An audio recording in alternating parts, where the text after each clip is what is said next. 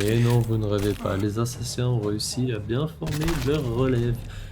Et voici Hood, un jeu PvPvE qui est à la croisée entre un For Honor et un Assassin's Creed. Il est disponible sur toutes les consoles ainsi que sur PC, Steam. Le but du jeu est simple, vous allez devoir vous infiltrer dans un fort qui appartient à l'État afin de piquer le coffre et le pognon afin de pouvoir le redistribuer au peuple. Je dois avouer quand même que le concept est plutôt pas mal, le fait de voler l'État légalement, entre guillemets, c'est plutôt intéressant. Pour cela, on va devoir voler la clé du shérif pour aller ensuite dérober le coffre et l'extraire au point de déchargement, mais cela ne va pas être si simple que ça parce que PvPvE, il y a PvP, donc c'est-à-dire que vous allez avoir exactement une équipe qui va avoir la même tâche que vous et qui va devoir également dérober la clé et voler ce même coffre. Pour ce faire, les équipes se composent de 4 et nous plonge directement dans l'univers de Robin des Bois avec 4 personnages présents comme je l'ai dit. Donc nous avons Robin des Bois, sa petite amie Marianne, nous avons Touk qui est un moine et malheureusement je ne me souviens plus de la traduction en français.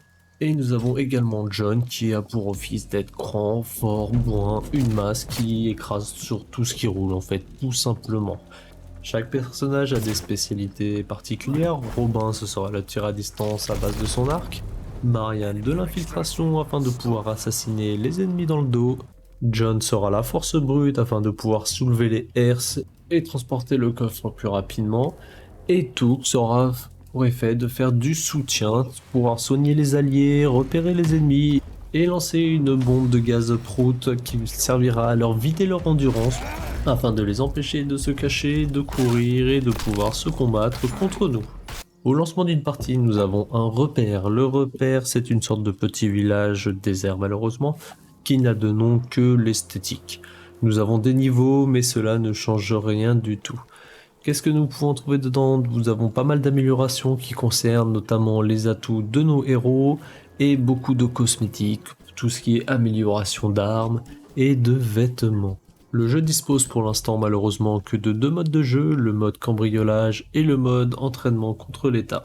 Dans le mode cambriolage, vous allez devoir s'infiltrer dans le fort de l'État, voler la clé du shérif, dérober le coffre et le ramener au point de capture afin de l'extraire.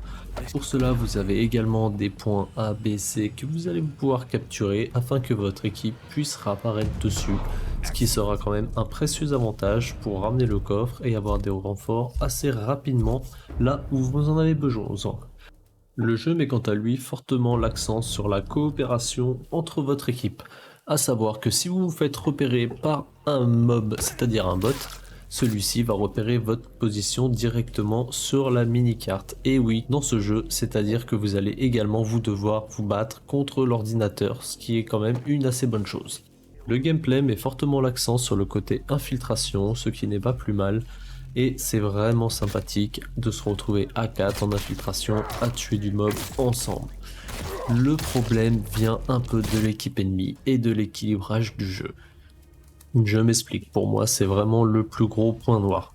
Comme je vous l'ai dit, vous allez pouvoir capturer des zones afin de pouvoir réapparaître au plus près du coffre. Le problème c'est que les ennemis voient les zones et attendent pour vous spawn kill malheureusement. Quand je vous parle d'équilibrage, c'est que Marianne et Robin sont plutôt axés discrétion, attaque à distance. Quand ils se retrouvent face à John, en 2 coups, l'histoire est terminée pour eux. Donc c'est vraiment dommage, il m'arrive parfois de faire des parties où en face, les joueurs n'ont aucun respect, on se retrouve avec 4 jeunes, et là ça devient vraiment compliqué car le jeu ne nous bloque pas au niveau du matchmaking, au niveau de nos choix. Si l'on veut jouer avec 4 Robins dans la même team, on peut, 4 Touk, on peut, 4 jeunes, on peut également, et le plus gros problème je pense pour moi vient de là. C'est que les personnages corps à corps, c'est-à-dire Touk et John, sont vraiment trop puissants comparés aux 2 autres. Néanmoins, c'est pas pour ça que j'ai fait des mauvaises games, car il nous arrive quand même de tomber sur des gens qui jouent fair play avec une équipe en face assez variée dans les personnages, et ça nous donne des parties assez vraiment sympathiques et kiffantes à jouer. Au niveau des défauts, tant qu'on y est, le deuxième, c'est le matchmaking du jeu, qui est vraiment lamentable. J'ai déjà passé plus de 5 minutes à attendre avant de pouvoir lancer une partie. Au final, on fait la touche échappe, on relance et la partie se lance directement. Pourquoi nous avoir fait attendre dans un salon en particulier? Là, sincèrement, je n'ai pas la réponse. Concernant le deuxième mode de jeu, le mode entraînement contre les soldats, je ne vais pas vous mentir, je n'ai pas du tout pu lancer une seule partie, je ne vous en parlerai pas.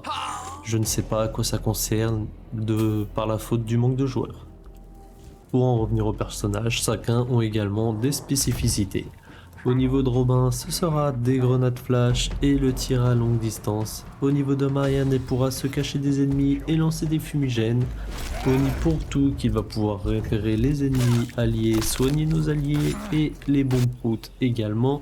Et pour ce qui est de John, j'en ai déjà parlé, c'est vraiment la force brute et son pouvoir va faire en sorte que son endurance ne se videra pas. Pour conclure, Oud est vraiment un très bon jeu quand on considère son rapport qualité-prix. Effectivement, on peut réussir à le trouver à moins de 30 €. Et pour un jeu avec des graphismes comme ceci, je dois avouer que c'est quand même vraiment raisonnable. Surtout qu'il est next-gen, qu'il est cross-platform, c'est quand même un bon point à souligner. Au niveau des défauts, pour moi, c'est son problème d'équilibrage, même si cela n'est pas forcément rédhibitoire. Le matchmaking, qui je pense va quand même finir par s'améliorer au fur et à mesure des mises à jour. Et ainsi que les cosmétiques, il y en a beaucoup, mais quand on voit que pour certains persos, il faut monter au niveau 90 pour débloquer une tenue, je pense que la question du free-to-play s'est posée sur la table des développeurs à un moment ou un autre, ce qui est vraiment dommage.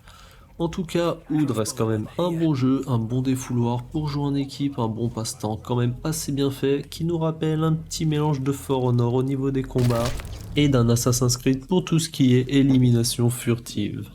J'en ai quand même passé de très bonnes heures, je n'ai pas fini d'y jouer et vous allez en entendre parler sur la chaîne. Je tiens également à préciser qu'un pass combat est disponible comme beaucoup d'autres jeux, mais celui-ci ne concerne que les cosmétiques.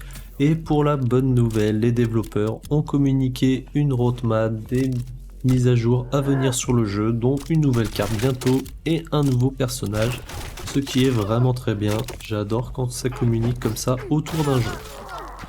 Donc voilà les amis, la vidéo est terminée, n'hésitez pas à liker et à vous abonner si ce genre de contenu vous plaît et à commenter également. J'attends vos petits retours, vous avez mon lien de mon serveur Discord en description ainsi que le lien du jeu pour ceux qui seraient intéressés. Je vous remercie, je vous souhaite une bonne journée et je vous dis à la prochaine les gens. Bisous bisous. You can't hide forever. You leave me no choice. Guard here. Guard here.